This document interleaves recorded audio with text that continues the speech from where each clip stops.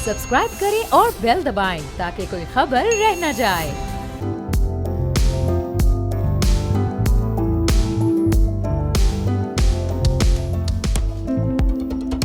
अस्सलाम वालेकुम, मैं और बाब जहांगीर। आप देख रहे हैं प्रोग्राम व्यापार। कारोबारी हफ्ते का आज आखिरी रोज़ है और स्टॉक मार्केट ने आज भी बड़ा बेहतर परफॉर्म किया है पिछले चंद हफ्तों से। जब से पाकिस्तान के माशी आशारिये मुस्बत सिमत में आगे बढ़ रहे हैं, स्टॉक मार्केट भी रोज़ बरोज़ ग्रो कर रही है। और हमने देखा कि एक मौके पर इंडेक्स ना सिर्फ 2 रोज़ पहले बल्कि आज भी 75,000 से ऊपर गया और बड़ा ज़बरदस्त इस वक्त सरमायाकारों का एतमाद मार्केट पर बहाल हुआ हुआ है। आने वाले जो अगले 2-3 हफ्ते या 2-3 माह हैं वो उनमें मार्केट कितना ऊपर जाएगी, कौन कौन से मजीद नए रिकॉर्ड सामने आ सकते हैं, इस पर हम गुफ्तगू करेंगे।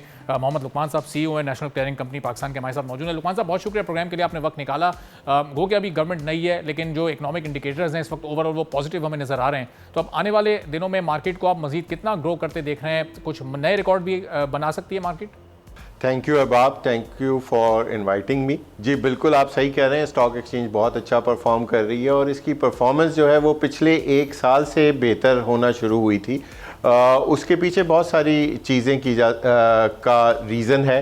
सबसे पहले तो ये कि मार्केट जो थी वो बहुत ज़्यादा अंडररेटेड थी और मार्केट में जो प्रोडक्ट्स थी वो आती चली गई। स्टॉक एक्सचेंज ने काफ़ी नई प्रोडक्ट्स लॉन्च की। हमने जो है सुकूक बॉन्ड्स लॉन्च किए लास्ट ईयर जिसमें काफ़ी अच्छी एक्टिविटी हुई।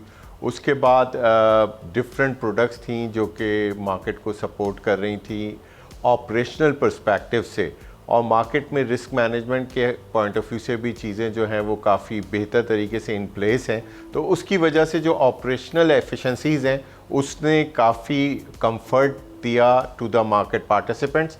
इन एडिशन टू दैट, जैसे कि आपने कहा, मार्केट में थोड़ी सी इकोनॉमिक इंडिकेटर्स भी इम्प्रूव हुए और उसमें जो डॉलर वगैरह पे इन्वेस्टमेंट्स जा रही थी because of the rupee devaluation, वो जब रुपी थोड़ा सा स्टेबलाइज हुआ तो कुछ इन्वेस्टमेंट ने स्टॉक मार्केट की तरफ लोगों ने इन्वेस्ट करना स्टार्ट किया जिसकी वजह से मार्केट में बेहतरी आई। हावेवर अगर हम इसको थोड़ा सा ग्रास रूट लेवल पे समझने की कोशिश करें तो जो इंडेक्स है वो कम इंडेक्स है।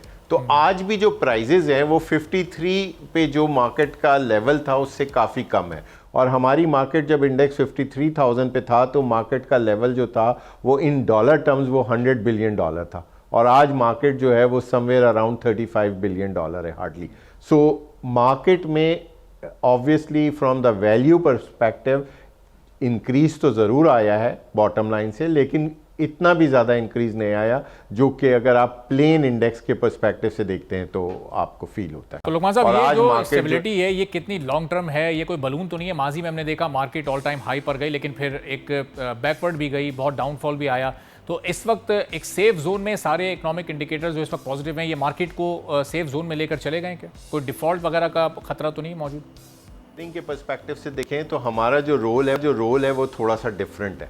We are a capital market infrastructure company और हमारा जो रोल है वो रिस्क मैनेजमेंट है और हम जो है मार्केट को एक efficient cost effective clearing and settlement function provide करते हैं beside the CDC and PSX जो इस इंफ्रास्ट्रक्चर की दूसरी कंपनीज है उनके साथ मिलकर।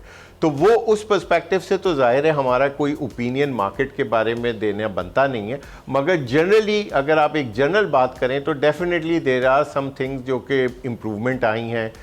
कॉन्फिडेंस लेवल थोड़ा सा बेहतर हुआ है, मार्केट में पार्टिसिपेशन बढ़ी है, वॉल्यूम्स अच्छे हो गए हैं और सबसे बड़ी जो चीज़ है जो एक डिफ़ॉल्ट रिस्क था वो काफ़ी बेहतर हुआ है और कम हो गया है। जो लास्ट 2 ईयर्स से हम एक ही बात सुनते थे कि पाकिस्तान डिफ़ॉल्ट कर रहा है, अब उसमें कॉन्फिडेंस लेवल ओवरऑल इन्वेस्टर्स का इम्प्रूव हुआ है जिसकी वजह से एक बेहतरी आना शुरू हुई है मार्केट में। और अगर हमारी इकोनॉमिक परफॉर्मेंस ऐसे ही रहती है और नया जो IMF का प्रोग्राम पे जो डिस्कशंस चल रही हैं, अगर वो डिस्कशन सक्सेसफुल हो जाती हैं जिसकी बहुत ज़्यादा उम्मीद है, तो फिर हम ये उम्मीद कर सकते हैं कि मार्केट में भी एक्टिविटी बेहतर ही होगी। तो लुकमान साहब, ये डेमो की अच्छी बात है। तो अब इसका मतलब नए इन्वेस्टर्स भी आएंगे और नए इन्वेस्टर्स के लिए फिर कौन सी ऐसी प्रोडक्ट्स या सर्विसेज हैं जिससे मुतासिर होकर फिर वो ज़्यादा से ज़्यादा इन्वेस्ट कर सकते हैं? देखिए, सबसे बेहतर जो स्टॉक एक्सचेंजेस का या कैपिटल मार्केट का बेसिक ऑब्जेक्टिव है to raise the capital for the market. और मैं ये बात आपसे काफ़ी I am pleased to share it with you कि अब दोबारा से IPOs भी आना स्टार्ट हो गए हैं।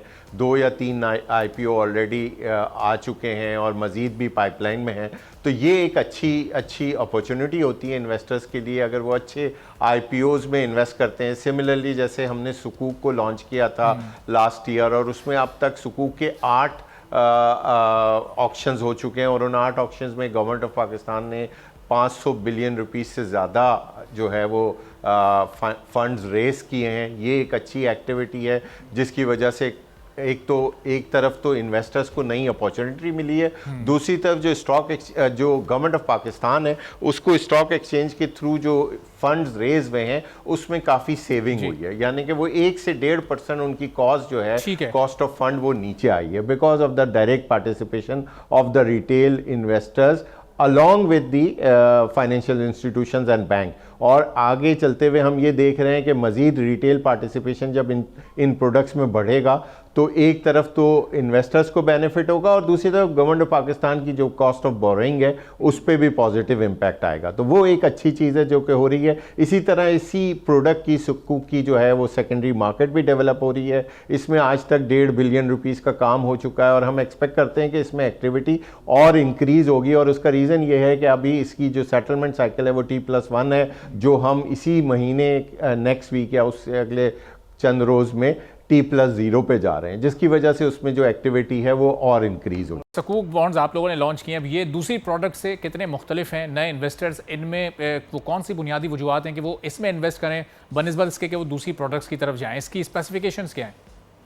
जी बिल्कुल। सुकूक जो बॉन्ड है वो PIB और TBLs का इस्लामिक वर्जन है, शरिया कंप्लाइंट वर्जन है। तो this is a fix income type of a product जिसमें अगर 20% किसी को मिल रहा है तो वो उसका फिक्स रिटर्न है। ऑल्दो उसमें सेकेंडरी मार्केट में वो ट्रेड भी कर सकता है, मगर अगर वो उसे एज ए इन्वेस्टमेंट करना चाहे तो उसका रिस्क जो है वो बहुत ज़्यादा लो रिस्क प्रोडक्ट होता है ये।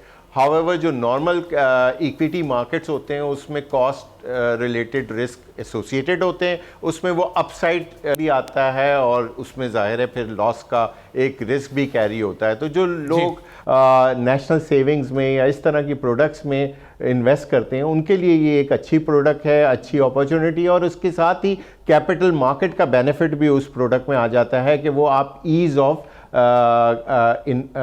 Of getting encashment of that product. तो दोनों का जब मिक्स आ जाता है तो वो प्रोडक्ट काफ़ी अट्रैक्टिव हो जाती है। क्योंकि दौर डिजिटल हो चुका है, माजी में बड़ा कॉम्प्लिकेटेड मैकेनिज्म हुआ करता था। अगर आपको ये इस तरह की इन्वेस्टमेंट चाहे बैंक में या नेशनल सर्टिफिकेट्स में या किसी भी सेविंग इन्वेस्टमेंट आपको करनी है, तो अब आप लोग कितनी आसानी इस वक्त लेकर आए नए इन्वेस्टर्स के लिए कि वो आसानी से घर बैठे बहुत ही आसानी के साथ अपना ना सिर्फ अकाउंट खोल सके बल्कि ये इन्वेस्टमेंट भी कर सकें?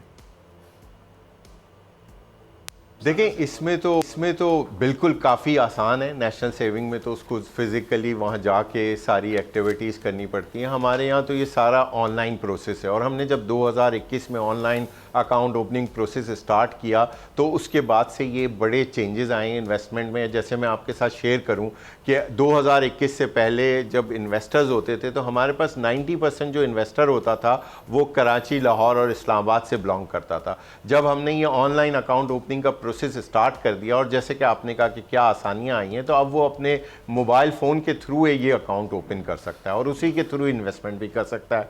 तो जब से हमने ये स्टार्ट किया है तो 60% पहले के निस्बत के बाद बहुत बहुत शुक्रिया। मोहम्मद लुकमान साहब हमारे साथ मौजूद थे, CEO national clearing company Pakistan के। इसी के साथ नाज़रीन आज के प्रोग्राम से इजाज़त दीजिए। अल्लाह हाफ़िज़।